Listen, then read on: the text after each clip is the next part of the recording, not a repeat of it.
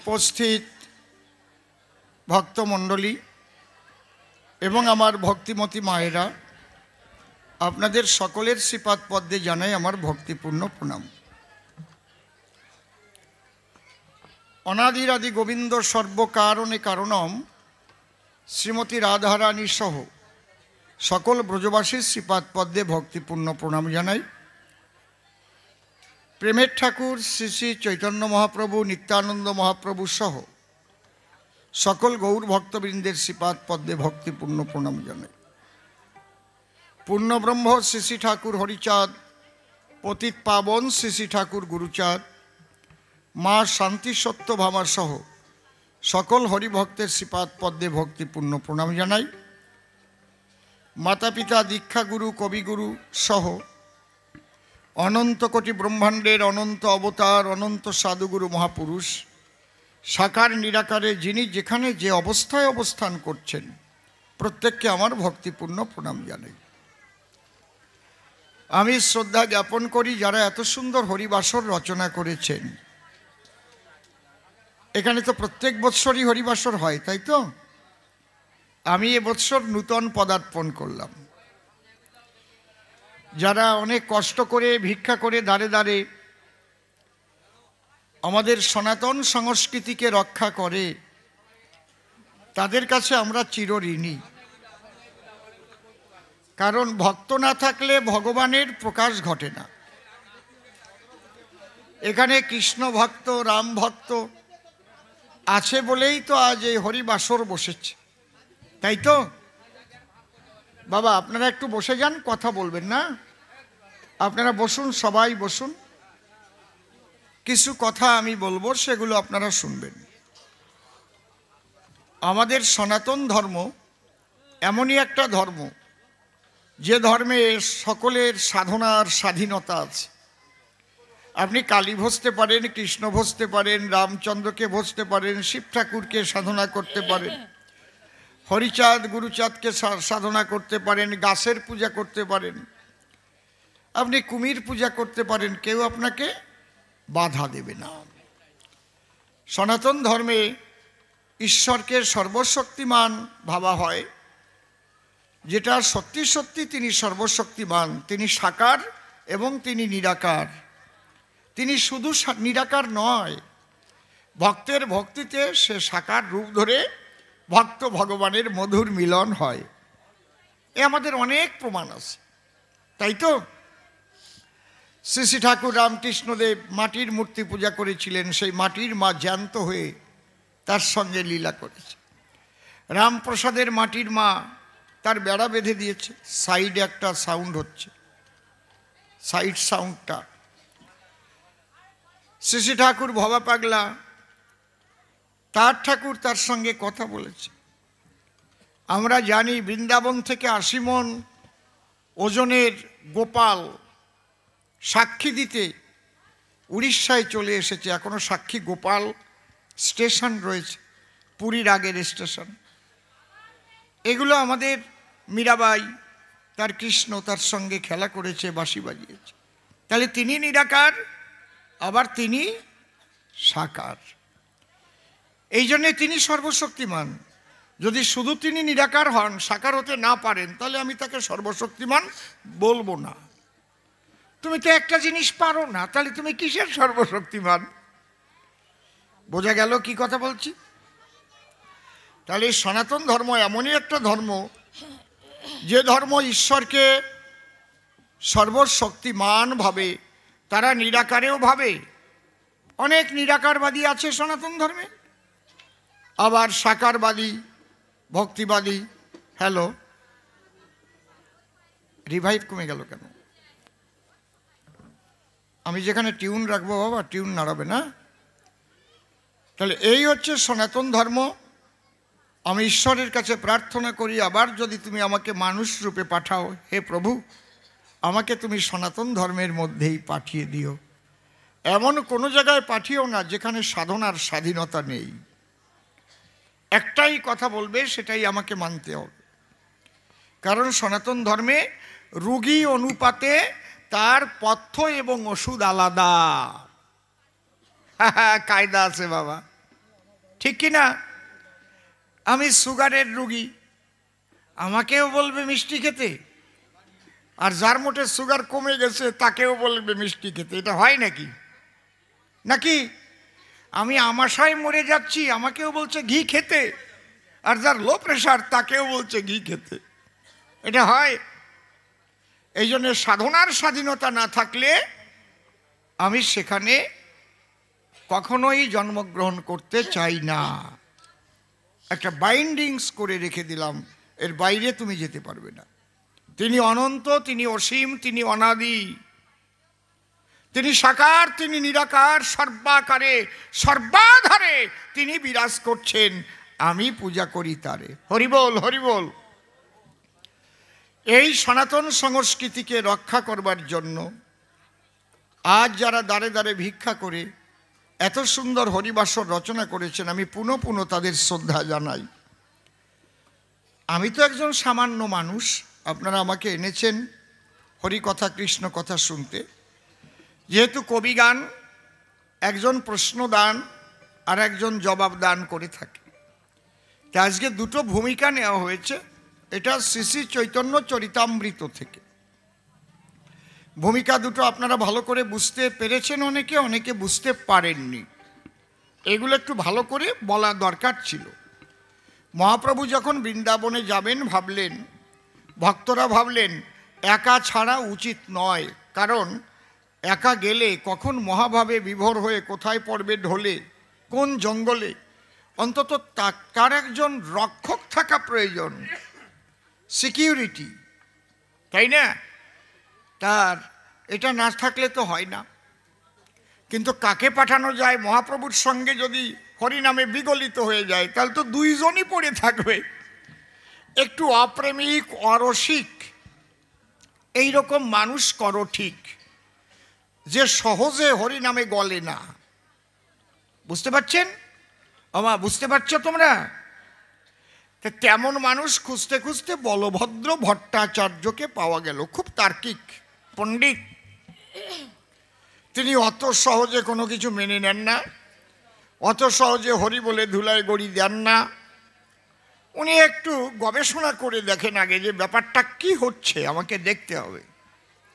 কিন্তু ভক্ত যারা এসব বিচার বিবেচনা না করে তারা ওই চটের উপর বসে পড়ে।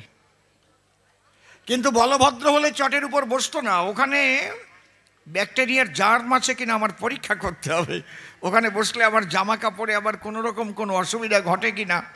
বুঝতে পারছেন তো? এই ধরনের, তার নাম কি? বলভদ্র ভট্টাচার্য। তাকে করলো ধার্য। সেই বলভদ্রকে নিয়ে মহাপ্রভু রওনা হলেন কোথায়? বৃন্দাবনের পথে। আমি এক স্ট্রাকচারটা আপনাদের আগে বুঝিয়ে দিচ্ছি, তাহলে কবিগান বুঝতে পারবে না। না কি বাবা, ঠিক কি না? ঠিক করছি তো আমি নাকি? চলতে চলতে ঝাড়খণ্ডের পথ দিয়ে যাচ্ছেন, বর্তমান যাকে বলে ঝাড়খণ্ড। বর্তমান নাম কি? ঝাড়খণ্ড। ওটাকে চৈতন্য চরিতামৃতে ঝাড়খণ্ড বলা হয়েছে। তখন ঝাড়খণ্ড বলা হতো। যেমন অঙ্গ, বঙ্গ, কলিঙ্গ, বঙ্গদেশ এখন পশ্চিম বাংলা। বুঝতে পারছেন তো? ওখানে যেতে যেতে মহাপ্রভু মহাভাবে বিভোর, বলভদ্র আছে সাথে, এমনভাবে হরিনাম করছে আর এগোচ্ছে, সামনে একটা বাঘ বেঁধে গেছে, শুয়ে আছে। বলভদ্র ভাবলো সর্বনাশ, এই উগ্র ব্যাঘ্র যদি মনুষ্য মাংস পায় তাহলে কি ছেড়ে দেবে এই বনালয়? তাহলে আমার ঘরে বউ আছে, ছেলে মেয়ে আছে, আমি আসলাম মহাপ্রভুর কাছে, এখন কি জীবন মরে না বাসে? বাবা, আমি ওই বাঘের মুখে যাব না। ও বারবার করলো মানা, যেও না যেও না, মহাপ্রভু তাড়াতাড়ি এসো এসো। মহাপ্রভু তো মহাভাবে বিভোর। বলভদ্র কি করলো? লাফ দিয়ে একটা গাছের ডালে উঠে গেল, পালিয়ে গিয়ে। এইবার ঘটনা দেখছে কি হচ্ছে। মহাপ্রভু এগোচ্ছে, এগোতে এগোতে বাঘের গায়ে পা দিয়েছে। বাঘ দুই পাও তুলে হিংসা ভুলে ভেসে দুই চোখের জলে সেও প্রেমানন্দে যেন হরি বলে নৃত্য করছে। বাহ! আরে ভেবেছিলাম বাঘে খাবে, একই দেখছি হঠাৎ দেখে দূর থেকে হাতি চলে এলো, সিংহ চলে এলো, ব্যাং চলে এলো, হ্যাঁ, ভুজঙ্গ চলে এলো, সাপ, এ কি হরিণ চলে এলো। সবাই মহাপ্রভুর সঙ্গে নৃত্য করতে লাগলো। সিংহ হাতি ধরে কোলাকুলি দিচ্ছে, আর মহাপ্রভু প্রেমানন্দে হরিনাম করছে, হরিনাম করছে। আপনারা বৃন্দাবনে গেলে এই দৃশ্যটা দেখবেন, তৈরি করা আছে। দেখেছেন আপনারা বৃন্দাবনে গিয়ে? কেউ কে কে দেখেছেন বৃন্দাবনে বলুন তো? বাহ। এরপরে এই লীলাটা শেষ হয়ে গেল, মহাপ্রভু ভাবে বিভাবিত ছিল, সবাই চলে গেল। তখন বলভদ্র নেমে এলো, মহাপ্রভুর সঙ্গে আবার বৃন্দাবনে পথ দিয়ে হাঁটতে হাঁটতে একদম বৃন্দাবনে গিয়ে বংশীবটের তলায় বসলো মহাপ্রভু। তার দুই হাতে দুটো পাখি এসে বসলো, হাত এইভাবে দিয়ে আছে। দেখেন না মাঝে মাঝে ক্যালেন্ডারে দেখা যায়, একটা সুখ পাখি আর একটা শাড়ি পাখি। ওরা কিচির মিচির কিচির মিচির কিচির মিচির করে কি কি বলছে, আর মহাপ্রভু লক্ষ্য করে শুনছে। সুখ যখন কিচির মিচির করে, শেষ হয় যখন শাড়ি আবার আরম্ভ করে ঝগড়া করছে। শালিকে ঝগড়া করে না, দেখেন না? আবার সুখ তার জবাব দিচ্ছে, আবার শাড়ি যখন জবাব দিল, মহাপ্রভু মাথা ঝুল দিয়ে বলল, ঠিক, শাড়ির কথাই ঠিক। এইবার প্রশ্ন করেছে যে, হে মহাপ্রভু, তুমি আমাকে বুঝিয়ে বলো, হরিবাসর তো বহু জায়গায় হয়, হরিনাম যজ্ঞ তো বহু জায়গায় হয়, কিন্তু তোমার সঙ্গে যে দেখলাম হাতি নাচে, সিংহ নাচে, বাঘ নাচে, হরিণ নাচে, বেগ ভুজঙ্গ নাচে, এটা কি নামের গুণে হয়েছে, নাকি তোমার মুখের গুণে হলো, নাকি ধামের গুণে হলো, না কোনো তন্ত্র মন্ত্রের দ্বারাই হলো? তুমি আমাকে একটু বলো। প্রশ্নটা বোঝা গেল? এর জবাব আমাকে দিতে হবে এবার, কিসের গুণে হয়েছে। পরিষ্কার হচ্ছে তো নাকি? 1 নম্বর চলে গেল। যদি বলো নামের গুণে হয়, তাহলে হরিবাসরে হয় না কেন?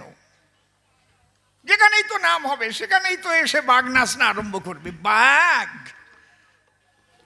বিড়ালে যদি মারে ভেক্সি, দৌড়াই গিয়ে ধরবে ট্যাক্সি। কত দেখছি। তাহলে নামের গুণে যদি বলো, তাহলে যেখানে হরিবাসরে সেখানে নাচে না কেন বলো? দ্বিতীয় প্রশ্ন করেছে যে পাখি দুটো কি বললো, ওটা সংস্কৃতে ব্যাখ্যা করে বলো। উনি পণ্ডিত তো, আর মহাপ্রভুও তো পণ্ডিত, নিজে তো টোল খুলেছিলেন মহাপ্রভু, বিদ্যানিধির টোলে পড়া মানুষ তো মহাপ্রভু, তারপরে নিজে টোল খুলেছেন, তিনিও পণ্ডিত, তার টোলে অনেকে পণ্ডিত হয়েছে। এই জন্য উনি একটু পাণ্ডিত্য দেখিয়েছে যে পাখি কি কি বলেছে ওটার সংস্কৃতে বিশ্লেষণ করে ওটা বঙ্গানুবাদ করে আমাকে বলো। টিকিধারী, বাবা রে বাবা, ওজন ভারী।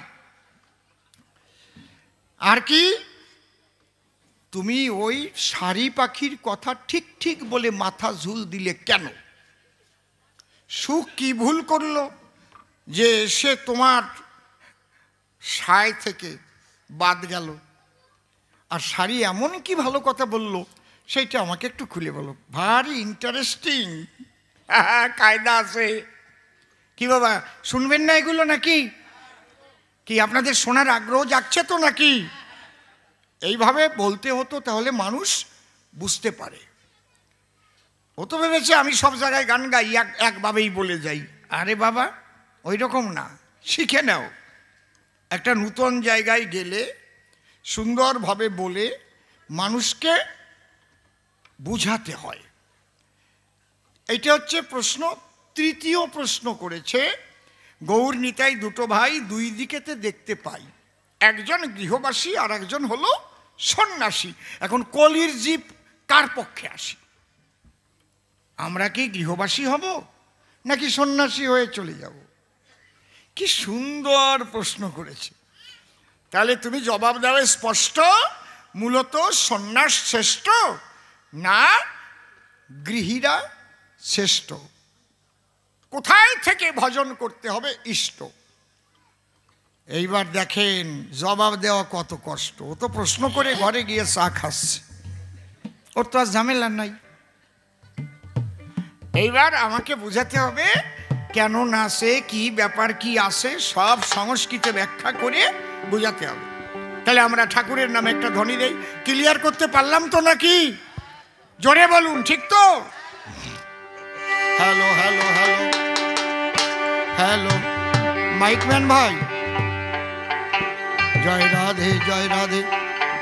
হ্যালো, আমারটাই বড় বক্সে আরেকটু সাউন্ড লাগবে। চেক চেক চেক, হ্যাঁ, জয় রাধে।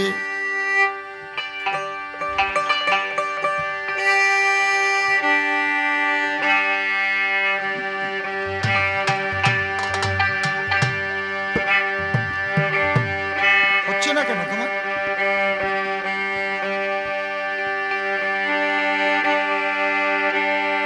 হচ্ছে না, কি হচ্ছে? জয় জয় রাধা কৃষ্ণ নিতাই গৌর রাম সীতা মাতা পিতা প্রেমানন্দে হরি হরি বল।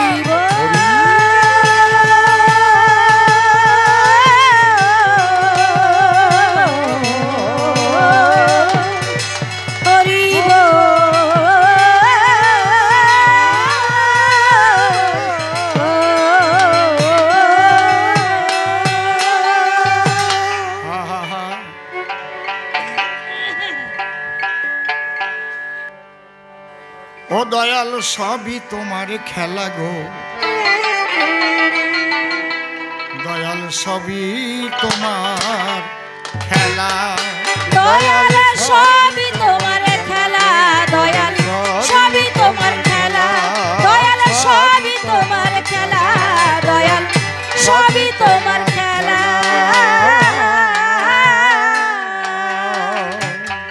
কখনো দাও কলঙ্কের হাত, ওই আবার কখনো পরাও ফুলের মাল, সবই তোমার খেলা, দয়াল সবই তোমার খেলা।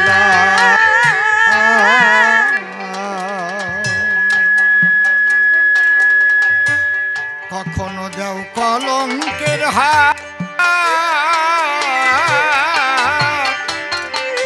আবার কখনো পরাও ফুলের মালা, সবই তোমার খেলা, দয়াল সবই তোমার খেলা।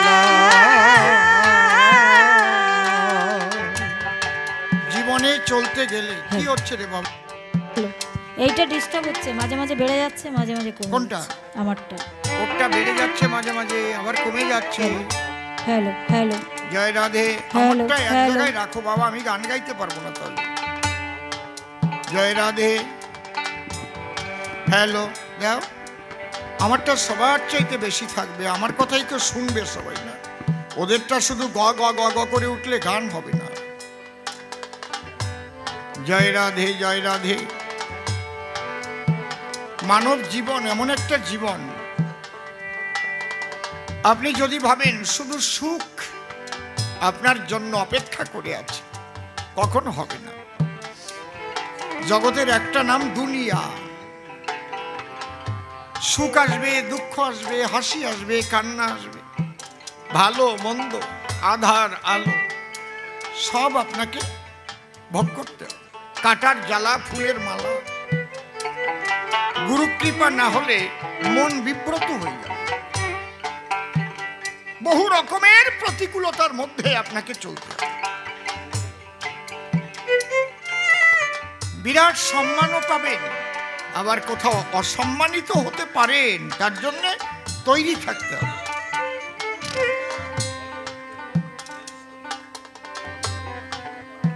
এটাই হচ্ছে যারা গুরু কৃপাধন্য মানুষ, তারা কখনো বিচলিত হয় না। বুঝতে পেরেছেন? তাকে গীতায় বলেছে স্থিত প্রজ্ঞ। প্রজ্ঞা মানে জ্ঞান। জ্ঞান যার একটা জায়গায় স্থিতি লাভ করে থাকে, জ্ঞানের পরিপক্কতা ছোট, তাকে গীতায় বলছে হে অর্জুন, স্থিত প্রজ্ঞ ভক্ত আমার প্রিয়। আর যে এদিকে টলে ওদিকে টলে, এ কথা বলে সে কথা বলে, হঠাৎ আইলা এসে ঘর ভেঙেও যেতে পারে। যদি বলো ভগবান তোমার পূজা দিলাম, আমার ঘরটা ভেঙে দিলে, আছে না? এগুলো হচ্ছে প্রাকৃতিক। এক এক সময় এক এক রকম পরিবেশ হয়, এক রকমের আঘাত আসে, এগুলো হবেই। এই জন্য আমার গানে আমি বলেছি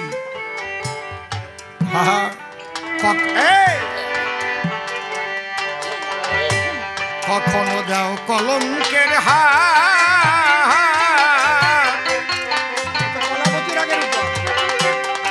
আবার কখনো পরাও ফুলের মালা। সবই তোমার খেলা দয়াল, সবই তোমার খেলা। এই টাইপের বাড়ছে তোরটা। হ্যালো, এটা কি হচ্ছে ব্যাপারটা?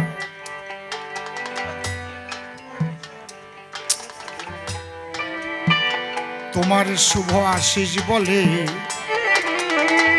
জন্মিয়া এই ভূমণ্ডলে, কত লীলা পলে পলে দেখেছি একলা।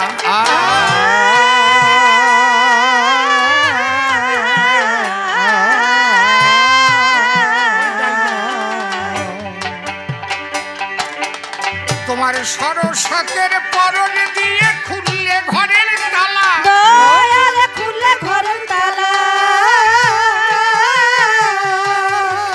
ও দয়াল রে,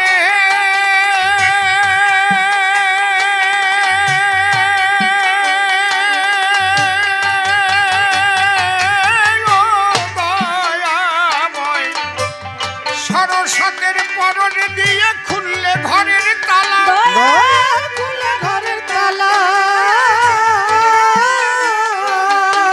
আমি তোমার ভাবনা যখন ভাবি, আমি তোমার ভাবনা যখন ভাবি, হয়ে থাকি প্রেম বিভোর। সবই তোমার খেলা দয়াল, সবই তোমার খেলা।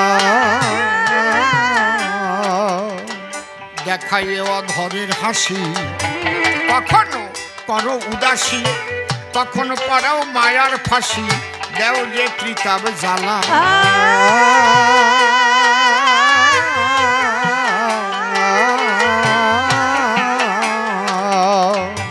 কখনো হয় সোনার মোহর, ধরলে মাটির ঢেলা, দয়াল ধরলে মাটির ঢেলা। দয়াল রে, ও দয়াময়, কখনো হয় সোনার মোহর, ধরলে মাটির ঢেলা। দয়াল ধরলে মাটির ঢেলা। জ্বালাও ঝড়ের মুখে সন্ধ্যা প্রদীপ, তুমি জ্বালাও ঝড়ের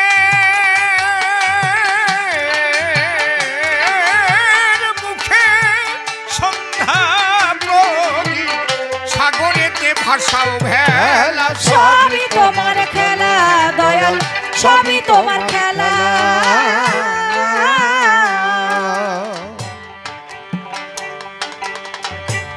তাহলে আমাদের হুঁশিয়ার থাকতে হবে। মানব জীবন ঠিক হচ্ছে না এখনো।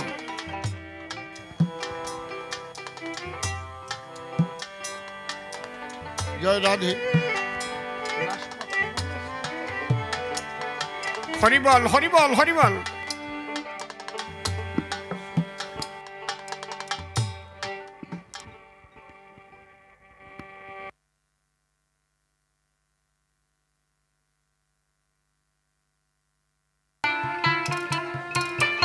অধম অসীম বলে ভালো মন্দের মিলাইয়েছ মেলা। হায় হায়, মিলায়েছ মেলা।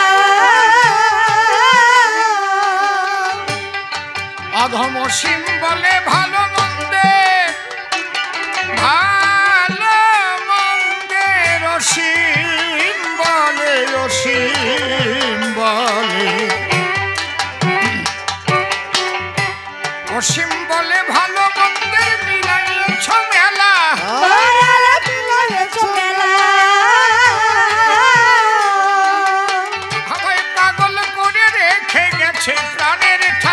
হবা পাগলা শিখিলি না রে খেলা জয় জয় নিতাই গৌর প্রেমানন্দে হরিবল।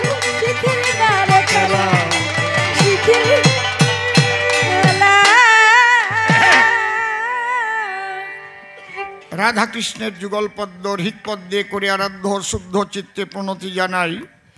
সাধুগুরু বৈষ্ণব হেরি আর যত পুরুষ নারী আমার ভক্তিপূর্ণ প্রণাম গ্রহণ করিবেন সবাই।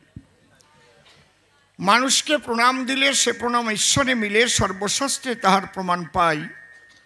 কবি চণ্ডীদাস যিনি উচ্চকণ্ঠে বলেছেন তিনি সবার উপর, মানুষ সত্য তাহার উপর নাই। একটু রিভাইভ চাই। স্বামী বিবেকানন্দ একই কথাই দিয়েছেন আনন্দ। উচ্চকণ্ঠে ঘোষণা করেছেন বিশ্ব চরাচর, বহুরূপের সম্মুখে তোমার ছাড়ি কোথা খুঁজিছ ঈশ্বর। জীবে প্রেম করে যেই জন সেই জন সেবিছে ঈশ্বর। তাই মানুষের চরণ লক্ষ্য করে প্রণাম করি বারে বারে। মানুষে যদি কৃপা করে, কৃপা করবেন কৃষ্ণ নটবর। বন্দনার ভাব করে শেষ বক্তব্য করিব পেশ, সবিশেষ সবার মধ্যে জানাই নিবেদন। অদ্যকার্যে কবিগান আমার জীবনের নূতন অনুষ্ঠান, ইতিপূর্বেই সভাস্থান আমি কখনো দেইনি দর্শন।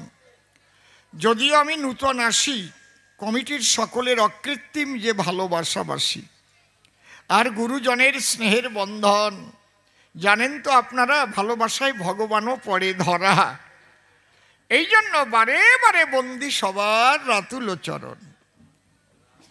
আমি নিয়ে সবার চরণ ধুলি, এইবার মুখে ফুটবে হরি নামের বুলি। অসীম সরকার বলে আমায় চেনে সর্বজন। এটা নূতন কথা নয়, অসীম সরকার কবি গান গায়। কারণ বিভিন্ন মিডিয়ায় আপনারা সেই কবি গান করেছেন শ্রবণ। আপনাদের আশেপাশে অনেক আসি, এখন তো হয়ে গেছে বয়স বেশি। আর বছর 15 যদি বেঁচে থাকি তাহলে হবে 80। জানি না ফিরে আসি কি না আসি। কালো শশী তার ইচ্ছাই তো চলি সর্বক্ষণ। তবে আপনারা আছেন যত নরনারী, সবার চরণ ধরে আমি একটা মিনতি করি, আমি যেন হরি কথা কৃষ্ণ কথা বলতে বলতে ত্যাগ করতে পারি এই মানব জীবন। হরিবল হরিবল। এইবার কবিগান গাইতে গেলে যে ভূমিকায় যখন ফেলে, সেই ভূমিকাটি গ্রহণ না করিলে কবিগানের হয় অসম্মান। আজকে আমার বিপক্ষ কবি এসে সভাতে আমাকে দিয়েছে কোন ভূমিকাতে? স্বয়ং শ্রী শ্রী চৈতন্য মহাপ্রভু, স্বয়ং ভগবান। আমার কাছে বলুন দেখি, আমি মহাপ্রভুর ভূমিকায় কথা বলতে পারি নাকি? আমি একদম নগণ্য জঘন্য অতি দীনদন্য একটা মানুষ, এই বিশ্ব বিদ্যমান। তথাপি কবিগান গাইতে আসি আপনাদের পাশাপাশি। যখন মহাপ্রভুর ভূমিকা আমাকে করেছে অর্পণ, আমি প্রণাম করে শ্রীমান মহাপ্রভুর পায়ে যাচ্ছি তার ভূমিকায়। সে যেন তার কথা কয়, গ্রহণ করে আমার হৃদয়ও আসন। আমি তার উপরে দিলাম ভার, তারে করলাম কর্ণধার, কাব্য সিন্ধু হব পার, অন্তরের একান্ত আকিঞ্চন। এইবার অসীম নামটি দিয়ে ছাড়ি, কবি কাব্যের দিতে পারি। স্বয়ং গৌর হরি নাম ধরিলাম সবার সদন। আসরে থাকবো যতক্ষণ, আমাকে গৌর হরি দেখবেন ততক্ষণ। সেই ভূমিকায় হবে কৃষ্ণ কথা আলাপন। সবাই আমার কথা বুঝতে পারছেন তো? ঠিক ঠিক কোনো অসুবিধা হচ্ছে না তো? এবার আমি যাব বৃন্দাবনে। যখন ভাবলাম মনে মনে আমার শনে বলভদ্রকে করিল প্রেরণ।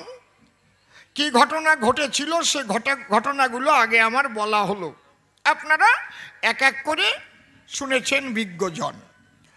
এইবার সেই প্রশ্নগুলো অনুসারে আমি জবাব দেব আসরে। প্রথম প্রশ্ন করেছে উত্থাপন, প্রভু হরিবাসর অনেক জায়গায় করি দর্শন, কিন্তু আমার আসে জানা হরি নামে তো একটা ব্যঙ্গন আসে না। আজকে তোমার হরি নামে বনের পশু নাচলো কি কারণ? বাবা তাহলে শোনো কিসের গুণে নাচে, এর মধ্যে কিছু একটা আছে। তুমি শান্তি পাবা কথা শুনে, একমাত্র নাচে বিশুদ্ধ প্রেমের গুণে, অন্য কিছু নয়। হরিনাম তো সব জায়গায় হয়। এইবার বিশুদ্ধ শব্দটা উচ্চারণ করলাম কিসের দায়? আমি বলি আপনাদের ধারে মানুষ হরি বলে অনেকভাবে কান্না করে, কিন্তু হরিকে পাবার তরে কাঁদে কয়জন? গৌর হরি বল। কারো গেছে ছেলে মরে, সে গিয়ে হরিনামের বাসরে ছেলের শোকে কান্না করে, আমরা তো জানি না ভক্তগণ। সে ওই কান্না করে কেউকে জড়িয়ে ধরে, আর তার অন্তরে ওরে আমার ছেলেটা গেছে মরে। আসলে ঠাকুরের জন্য কিন্তু কাঁদছে না। বোঝা যাচ্ছে কি? তাহলে বিশুদ্ধ প্রেমের কথা আমি এই বক্তৃতা এক কথায়, এই প্রেমের আধারিণী তার নাম হচ্ছে রাধা রানী, যাকে অহৈতুকী, অকামনা, রাগাত্মিকা, বেদাতীত চারটি শব্দ দিয়ে ভাগবতে ব্যাখ্যা করা রয়। খুব লক্ষ্য করে কথাগুলো গ্রহণ করবেন নারী নরে। প্রেম আছে অনেক প্রকারে, কিন্তু সর্বোচ্চ প্রেম কি? শ্রীমতী রাধা রানীর প্রেম। উনি হচ্ছেন প্রেমের খাস ভান্ডার। তাহলে বসে শোনেন জ্ঞানীজন, প্রেমের পাওয়ার হাউস হচ্ছে বৃন্দাবন। প্রেমের পাওয়ার হাউস বৃন্দাবন। আর রাধিকা রতনের হৃদয় কুঞ্জে সেই প্রেম সদা পাওয়া যায়। সেই প্রেম যদি কারো জাগে, কার কৃপায় জাগে? শ্রীমতী রাধা রানীর প্রেমের অনুরাগে। এই জন্যে আপনি বৃন্দাবনে যাবেন, শুনতে পাবেন কৃষ্ণ নামের আগে রাধা নাম আগে। রাধে রাধে, জয় শ্রী রাধে। কি ঠিক বললাম কি বেঠিক বললাম? আমার কথার সঙ্গে মিলিয়ে নেবেন। তাহলে আমি আগে যে প্রেমের কথা দিলাম বক্তৃতা, এক কথায় প্রেমকে দুই ভাগে ভাগ করা হয়। কি? একটা হৈতুকী আর একটা অহৈতুকী। হৈতুকী প্রেম কাহাকে বলে আমি বুঝিয়ে বলি সবাতলে। পার্থিব জগতের কোনো কিছু পাবে বলে যারা হরি বলে কান্নাকাটি করে সর্বদাই, হৈতুকী প্রেম তারে কয়। এটা কিন্তু বিশুদ্ধ প্রেম নয়। আর অহৈতুকী প্রেম হলে তারা যায় কোন পর্যায়ে? অন্য কিছু চাই না রে ভাই, একমাত্র গোবিন্দকেই চাই। অন্যান্য অভিলাষিতা শূন্য জ্ঞান কর্মদানাবৃত আনুকূল্যেন কৃষ্ণানুশীলনং ভক্তির উত্তমা। সকল অভিলাষ তার মন থেকে হয়ে গেছে নাশ। একমাত্র পাবে বলে প্রাণ গোবিন্দ পিতবাস, তার সদা হাহুতাস। অন্য কিছু আকাঙ্ক্ষা সে করে না কখন। একমাত্র কৃষ্ণ ভক্ত পেলে তার চরণ ধুলি মাথায় নেয় তুলে, প্রেমানন্দে হরি বলে সে ধুলায় ঘড়ি দিয়ে সেই ধুলি অঙ্গে মাখে। শোনেন জ্ঞানীজন, আপনাদের আছে জানা, সে কিন্তু শ্রীকৃষ্ণ ভিন্ন আর অন্য কাউকে চায় না। তাহলে রাধারানী জীবন ভরে কৃষ্ণ বলেই কান্না করে, নাকি অন্য কিছু? ওই রান্নাঘরে কান্না করে বিনোদিনী রায়। হে বাচ্চা, তোদের মধ্যে কেন কথাবার্তা শুনতে পাই? যাদের বাচ্চা ছেলে আমি নিবেদন করি তাদের চরণ তলে, ওরা যাতে কথা না বলে সেই দিকে একটু লক্ষ্য করা চাই। কারণ হরি কথা কৃষ্ণ কথা বসে শোনেন বিজ্ঞ শ্রোতা, সুন্দর আছে নীরবতা, এর মধ্যে অযথা এগুলো হওয়া ঠিক নয়। চুপ করে থাকেন সবে, বাড়ি গিয়েও আপনাকে ভাবিয়ে তুলবে। যা শ্রীমন মহাপ্রভুর ভূমিকায় অসীম সরকার কি কি কথা বলেছে সবাই, তাই যদি না ভাবাতে পারি তাহলে কিসের কবি গান করি? তাহলে জীবন ভরি হরি বাসরে আমরা করি কীর্তন। কীর্তনের দল আসে, আমি বলি সবা পাশে। তারা তো আমি ছোট করছি না, তাদের তো কোন উদ্দেশ্যে? আজকাল তো কীর্তনটা বিজনেস হয়ে গেছে, ব্যবসা। ঠিক বলছি না বেঠিক বলছি? ঠিক বলছি না বেঠিক বলছি? অন্তরে দেখেন ভেবে, টাকা কম দিলে কি কীর্তন গাবে? কথা কন, সত্যি কথা কন। যদি আপনি বলেন ভাই আমাদের তো টাকা পয়সা নাই, আপনাদের কীর্তনের হরিবাসরে দলটা চাই, বলে আমারও যাওয়ার কায়দা নাই। কায়দা আছে। সে তো একটা জিনিস আকাঙ্ক্ষা করে এসেছে হরিবাসরে, নাকি? আমিও কিন্তু টাকা নিয়ে এসেছি এই আসরে, আমি এমনি আসি নাই। এই জন্য আমি বলবো না যে আমি প্রেমিক হয়ে গেছি, আমি কথাগুলো শাস্ত্রের থেকে ব্যাখ্যা করে বলছি। যদি আমার কথাগুলো কেউ ধরেন, যদি তেমন হতে পারেন, তাহলে প্রাণ গোবিন্দের দর্শন পাবেন। এইটুক, আর কিছু না। বুঝেছেন কি বলছি? এইবার দাঁড়িয়ে বলি সবার বাকে, আমার যদি কিছু গোপন ভজন থাকে সেটা আলাদা ব্যাপার, তাই না? কিন্তু যখন আমি টাকা নিয়ে গান গাই, যখন আমি টাকা নিয়ে গান গাইতে যাই, সেখানে তো ফিরিতে ফিরিতে গান গাইতে আসি নাই। তাহলে আমার হরি নামে ব্যাং নাচবে কেন? কায়দা আছে কি? তাহলে আমার হরি নামে হাতি নাচবে কেন, সিংহ নাচবে কেন? বাবা একবার টাটকা কথা, এর মধ্যে কোনো ভেজাল নাই। কিরে বাবা? তাহলে আমার হরি নামেও হাতি নাচতো, ব্যাং নাচতো, সব নাচতো, যদি সমস্ত আকাঙ্ক্ষা ভুলে ভাসিয়া দুই চোখের জলে প্রাণ গোবিন্দকে পাবে বলে অসীম সরকার হরি নাম করত। বোঝা গেল? তাহলে রাধা প্রেমে বিভাবিত যদি কেহ হয়, সে যদি সেই মুখে হরি নাম গায়, তার সামনে ব্যাঘ্র সিংহ হস্তি যদি পড়ে হিংসা বলে, তখনই তাকে জড়াইয়ে ধরে। হরিবল। তাহলে কিসের দ্বারায় নাচে? প্রেমের দ্বারায় নাচে। কোন প্রেম? রাধা প্রেম। এই প্রেমের ডেফিনেশনটা কি? কতগুলো স্তর ভেদ করে যেতে হয় প্রেম বাজারে, একটু আপনাদের কাছে বলে রাখি। কোনো ভাগ্যে কোনো জীবের শ্রদ্ধা যদি হয়, আমার কি সঠিক শ্রদ্ধার হয়েছে উদয়? আমি কোনো বৈষ্ণবকে দেখলে কি সত্যি শ্রদ্ধা ভরে তার চরণ ধুলি নেই মাথায়? ও বাবা বৈষ্ণব। কোনো ভাগ্যে কোনো জীবের শ্রদ্ধা যদি হয়, তবে তো সেই জীব সাধুসঙ্গ করয়। সাধুসঙ্গ হইতে হয় শ্রবণ কীর্তন, শ্রবণাদ্যে হয় জীবের অনর্থ নিবর্তন। অনর্থ নিবৃত্তি হইলে ভক্তি নিষ্ঠা হয়, নিষ্ঠা হইতে ভক্ত চিত্তে রুচি উপজয়, রুচি হইতে চিত্তে বাড়ে আসক্তি প্রচুর, আসক্তি হইতে জন্মে কৃষ্ণ প্রীত্যাঙ্কুর। সেই ভাব গাঢ় হলে ধরে প্রেম নাম, সেই প্রেম প্রয়োজন সর্বানন্দ ধাম।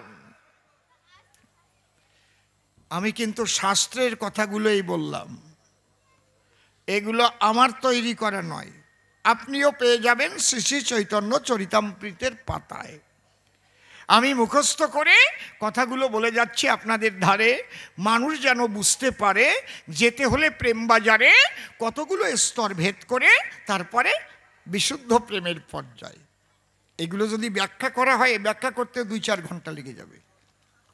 এই জন্য বলছে শ্রদ্ধাবান অং লভতে জ্ঞানম। তাহলে শ্রদ্ধা যদি করতে হয়, আগে বিশ্বাস না করলে কি শ্রদ্ধা হয়? এটা কি মন্দির? গিরিধারী, গিরিধারী মন্দির? কথা বলেন না কেন? তাহলে গিরিধারী মূর্তি আছে ভিতরে। যদি এটাকে কেউ বিশ্বাস করে, সেই তো প্রণাম করবে শ্রদ্ধা ভরে, আর যারা বিশ্বাস না করে ফাঁক পালিয়ে ওইটারে ভেঙে তুলে যাবে। কি কথা কন না কেন? ঠিক বলছি নাকি? আগে চাই বিশ্বাস, তারপরে শ্রদ্ধা। যদি আমরা বিশ্বাস করি এই আমার কৃষ্ণ গিরিধারী, তখন আমি শ্রদ্ধা ভরে তাকে প্রণাম করি। এই জন্য বলছে বিশ্বাস বিনে বিশ্ব মাঝে ঈশ্বরের সাধনা হয় না, বিশ্বাস ভক্তি মুক্তির সিঁড়ি, যুক্তি তর্কের নাগাল পায় না। যারা বিশ্বাস না করে তারা ঢুকে মন্দিরে এই ভাঙচুর করে, কৃষ্ণ মন্দির ভাঙে। দেখেন না বাংলাদেশে এইগুলো বেশি হয়, দুর্গা প্রতিমা ভেঙে ফেলে। আর যারা বিশ্বাস করে মাটি দিয়ে মূর্তি গড়ে ভাসিয়ে দুই আখি লড়ে শ্রদ্ধা জানায় তার পদনখরে। এই জন্য বলছে কোনো ভাগ্যে কোনো জীবের শ্রদ্ধা যদি হয়, শ্রদ্ধা জাগা অত সহজ নয়, আগে বিশ্বাস জাগ্রত হতে হয়। এই জন্যে এখানে যারা আছেন নিশ্চয়ই শিক্ষিত সমাজের মানুষ, ফিলসফি ফিলোসফির মেইন পার্ট হচ্ছে লজিক। লজিকের দুটো দিক, একটা আস্তিক আর একটা নাস্তিক। বুঝতে পেরেছেন? যারা বিশ্বাস করে তারা আস্তিক, যারা বিশ্বাস না করে তারা নাস্তিক। তাহলে এই বিশ্বাস আগে হবে, তারপরে শ্রদ্ধা জন্ম লবে। কোনো ভাগ্যে কোনো জীবের শ্রদ্ধা যদি হয়, তবে তো সেই জীব সাধুসঙ্গ করয়। সাধুসঙ্গ হইতে হয় শ্রবণ কীর্তন। সাধু কীর্তন করে, আর আমার কর্ণকুহরে সেই শব্দ ব্রহ্ম গিয়ে ওই যে কানের ভিতরে গিয়া দিয়া মরমে পশিল গিয়া, আকুল করিল মন প্রাণ। সাধু বাক্য যখন গেল অন্তরে মরমে স্পর্শিল, এর দ্বারা কি হলো? কোনো ভাগ্যে কোনো জীবের শ্রদ্ধা যদি হয়, তবে তো সেই জীব সাধুসঙ্গ করায়। সাধুসঙ্গ হইতে হয় শ্রবণ কীর্তন, শ্রবণার্থে হয় জীবের অনর্থ নিবর্তন। অনর্থ মানে কি? বলে এই অনর্থক বাজে কথা বলিস না তো। অনর্থক তার মানে কি? যেগুলো আমার নয়, তাকে আমার আমার মনে হয়, একেই অনর্থ বলা হয়। বসে শোনেন, নারী নর করেছি আমরা বাড়ি ঘর, এগুলো কি সঙ্গে করে এসেছিলাম এই ধরনই পর? আমার কাছে বলুন দেখি, মাজায় একটা সুতো নিয়ে আমি জন্ম নিয়েছিলাম কি? তাহলে এত সম্পদ কে দিয়েছে? এই বিশ্বের মাঝার কার? আমি কিছু নিয়ে আসি নাই, তাই এখান থেকে কিছু নিয়ে যাবার আমার অধিকার নাই। আহারে, তাহলে কেন মিথ্যা কথা বলবো? কেন পরের টাকা মেরে খাবো? কেন ঘুষ খাবো? কেন মানুষের মনে ব্যথা দেব? একদিন তো চলেই যাব। তাহলে এমনভাবে জীবন কাটাবো, মানুষের কাছে একটা দাগ রেখে যাব। গৌর হরি বল। বোঝা যাচ্ছে কি? সাধুসঙ্গ করলে এই ভাবের উদয় হয়। আর যারা সাধুসঙ্গ জীবনেও না করে, ওইগুলোর দ্বারা ক্ষতি হয়। বুঝতে পারছেন কি বলছি? ওদের দ্বারা সব আকাশ। আর বেশি বলবো না বাবা, ও আপনার যার যার ব্যাপার বুঝে নেন গিয়ে। কিছু কিছু কথা একটু ইশারায় বলতে হয় নাকি? বুদ্ধিজীবী যারা ইশারাতে বুঝে নেয়, তারা ইশারায় বোঝে কেমন জানেন? ছোট্ট একটা গল্প বলবো। ও তো একটা গল্প বলেছে, আমি বলবো, পারমিশন দিচ্ছেন? বলবো। একটা 24 বছরের ছেলে একটা 18 বছরের মেয়েকে গান শিখায় রাত্রিকালে। টাইম করেছে রাত 8টার পর। আর ওর বাবা কিন্তু কাজ করতে গেছে দুবাই শহর, মা আর মেয়ে থাকে ঘরে। আর ওই মাস্টার মশাই রাত 8টার সময় আসে গান শিখাবার তরে। এখন ফোনটা বন্ধ করুন। মাস্টার মশাই হারমোনিয়াম মেয়েটাকে দিয়া আর নিজে ডুগি তবলা নিয়া, উনি ডুগি তবলা বাজান। ধা দিন ধিন না না ধিন ধিন না না তিন তিন না ত্রেকটে ধিন না ধিন দিন না না তিন দিন না না তিন তিন না ত্রেকটে ধিন না। আর মেয়েটা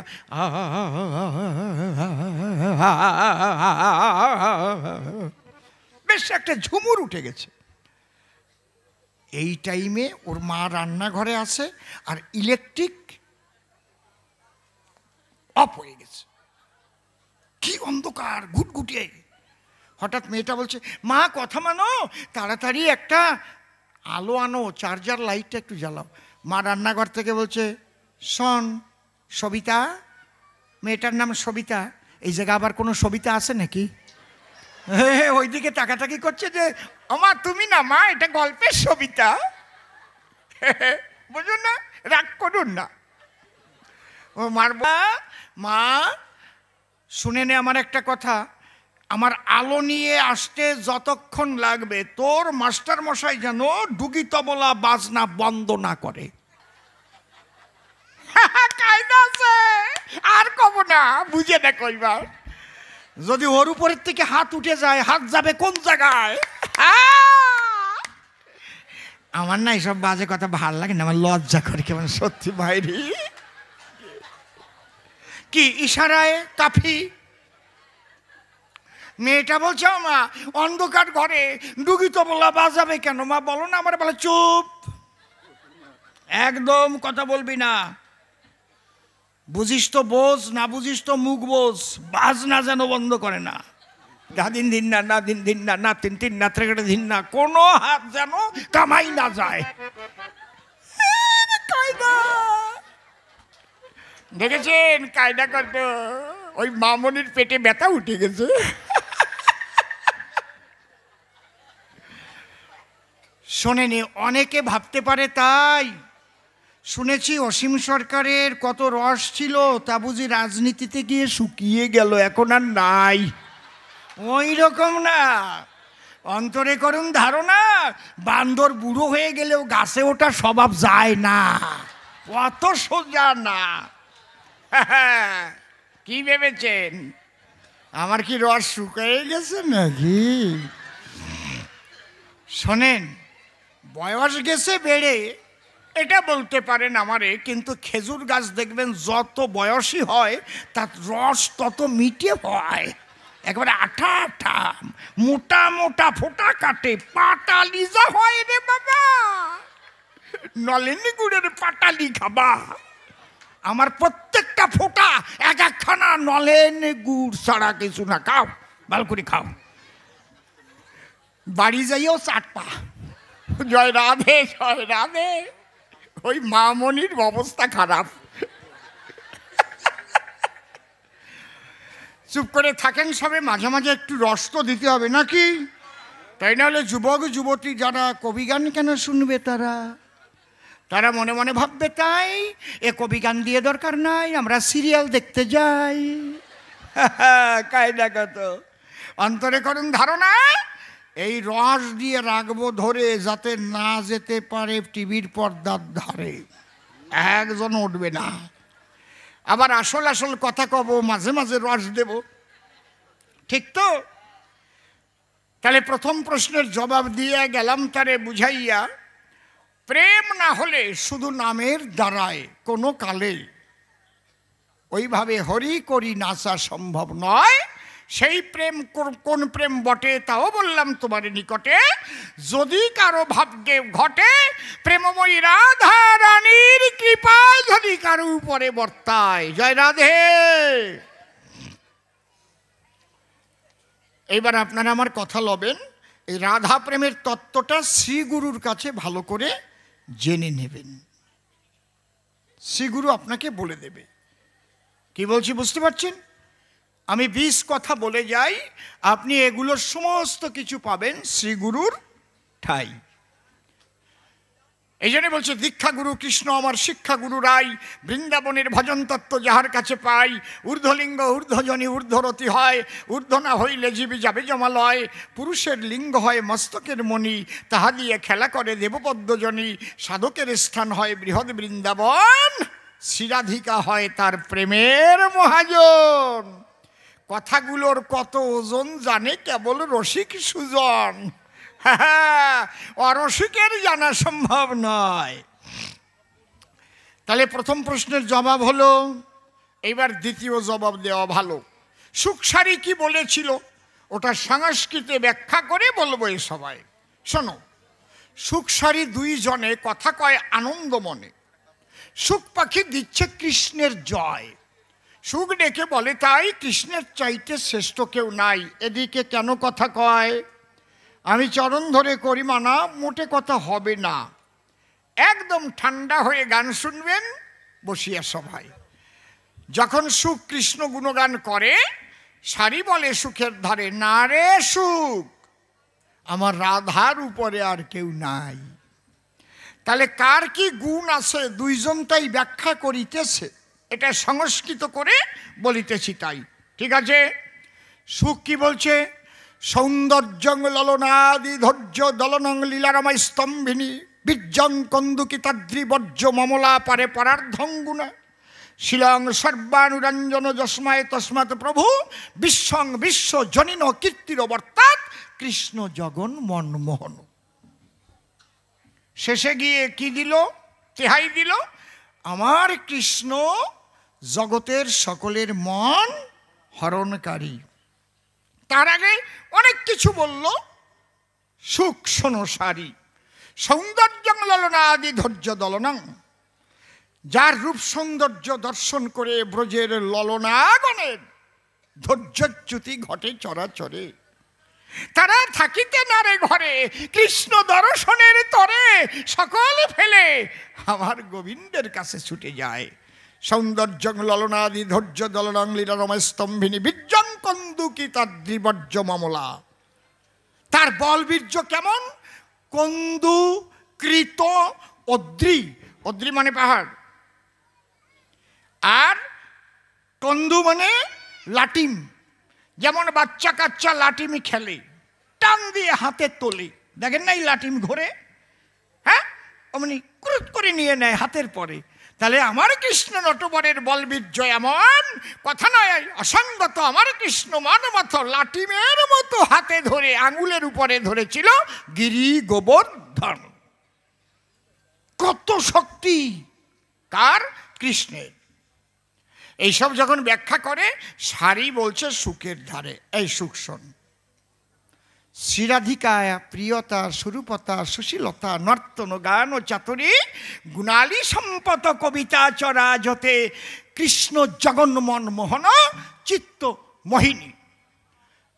যে কৃষ্ণের এত বীর্য বল, যে কৃষ্ণ নীলদল, জগতের মন করে হরণ, আমি বলি তোর ধারে সেই কৃষ্ণের সর্বশক্তি সর্ববল শ্রীমতী রাধারানী ন্যায় হরণ করে।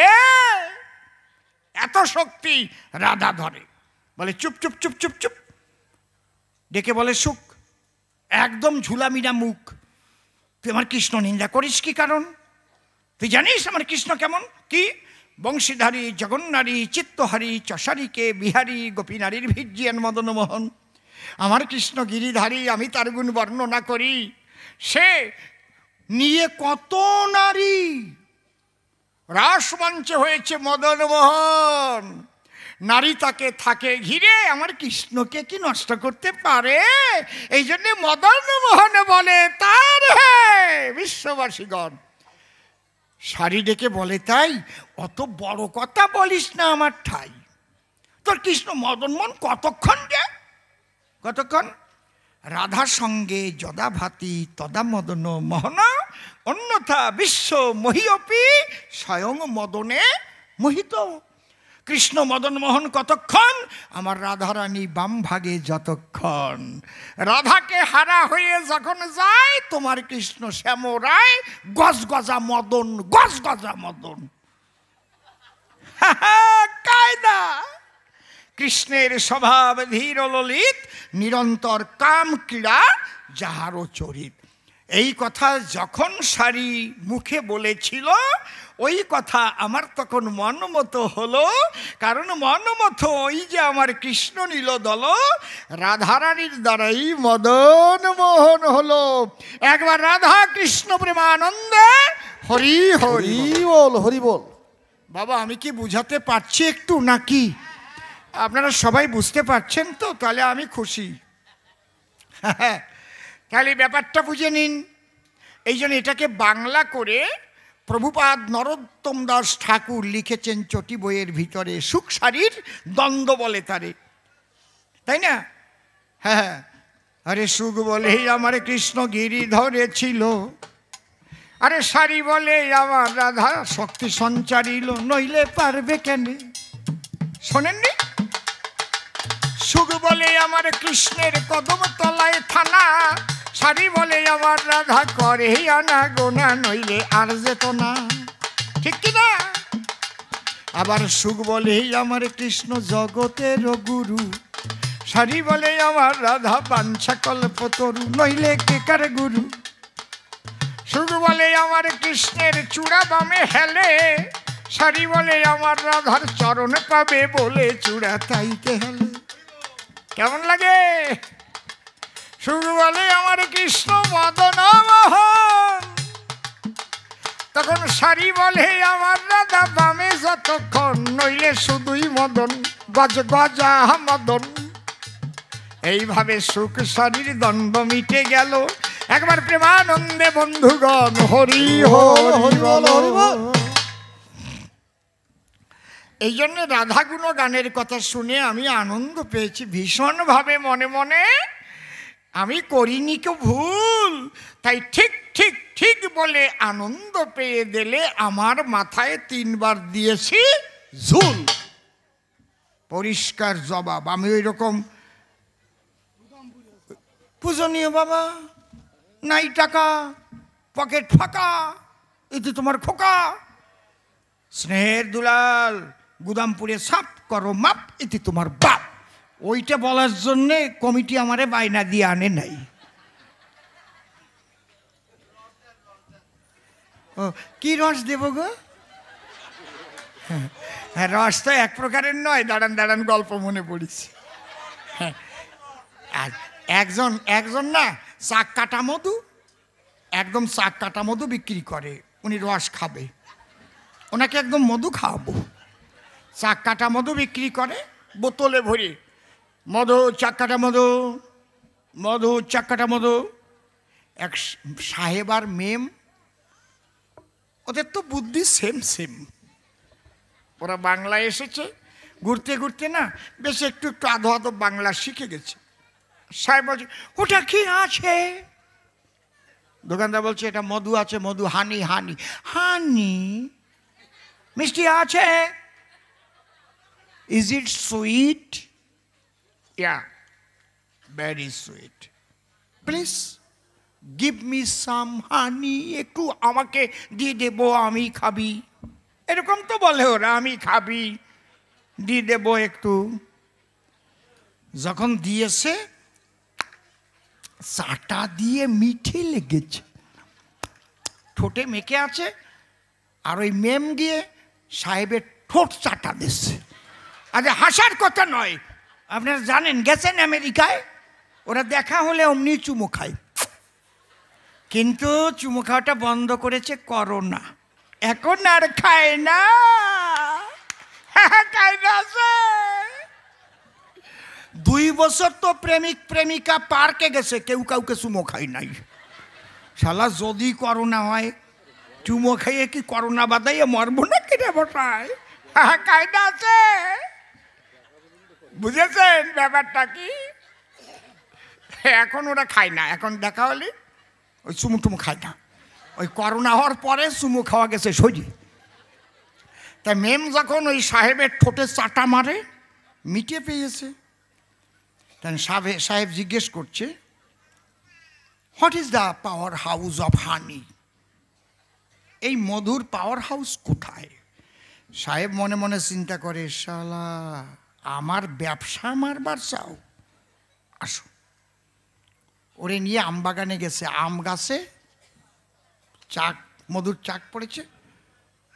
বলে there is power house of honey, please see. Very nice, very nice. কেমন করিয়া আনিতে হয়? বলছে দাঁড়াও, তোমার আনাচ্ছি।